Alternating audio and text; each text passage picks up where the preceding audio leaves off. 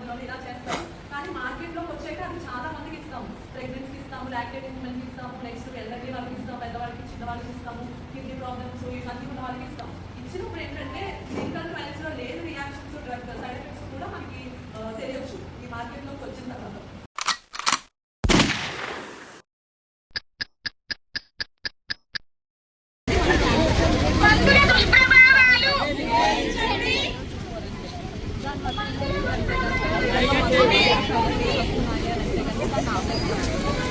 కొన్ని ఉన్నాయి జాగ్రత్త అని చెప్పడం అనమాట. అంతవరకు కొన్ని వాటికైతే డెత్లు వచ్చినవి ఉంటాయి. ఆ డెత్లు వచ్చినట్లయితే బ్యాన్ చేయడం కూడా జరిగింది. అలా డెత్లు వచ్చిన డ్రగ్స్ చాలా బ్యాన్ అయిపోయినాయి, మనకు తెలియదు.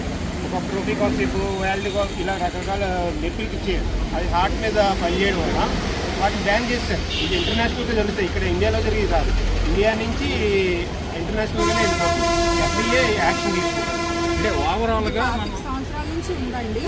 అన్ని డ్రగ్స్ మీద ప్రతి చిన్న డ్రగ్ నుంచి పెద్ద డ్రగ్ వరకు కూడా ప్రతిదీ మానిటర్ చేస్తూనే ఉంటారు, ప్రతిదీ గమనిస్తూనే ఉంటారు. అలాగా ఇప్పుడు ప్రజల్లో అవేర్నెస్ రావాలి. ఎందుకంటే ఈ కోవిడ్ అని చెప్పి అందరూ పారాసిటమాల్, అజిత్రోమైసిన్లు అన్నీ కొనుక్కొని వేసుకుంటున్నారు. దానివల్ల సైడ్ ఎఫెక్ట్స్ ఎక్కువ మందిలో రావడానికి కూడా ఛాన్స్ ఉంది.